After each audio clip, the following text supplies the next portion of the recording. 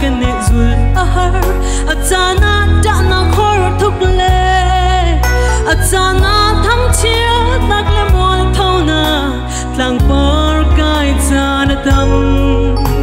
do tu jisu i rem ruat asi nun tam kan ngai kho nak ting cha hor thuk le tlang sang zong a boy pa na mui na kan hu te te sa mi chu thang that le chong lo le hop nak an ton chang long a kan pathian se na thaza an cham i lok na bia an chue tharau mi chu toar le in nak le sung zat lak na ton chang zong a ka boy pa rem ro ta si tin lok na bia an chue sa the rock me sa the benago juda tlang va pathum ha chu thi nak mai phu ti nong chunga na mui na mu ter na hak mai phu la ti nong la ka na mui du nong na lang te ta chu cha a boy pa har nak song hi na mui mu na kan si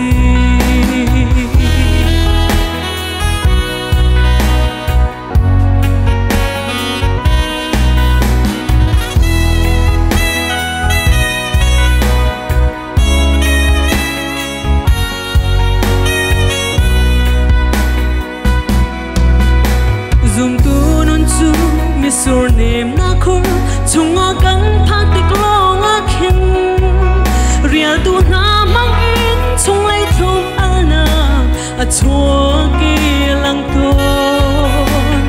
tu wa chu van lai lok nak le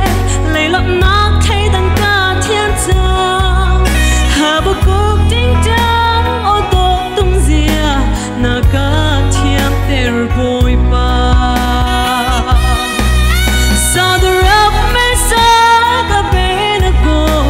juda tlang va pathum ha chu thi nak mai phu ti nong chunga na mui na mu ter na hak mai phu le ti nong la ka na mui du nong na lang te ta chu cha a boy pa har nak song hi na mui mu na kan si sa the rock me sa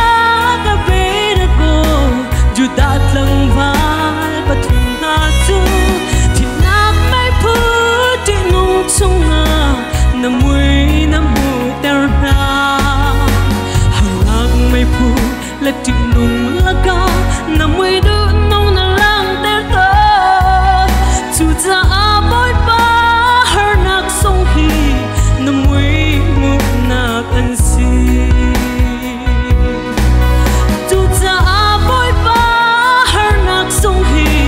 na mui mu nak an si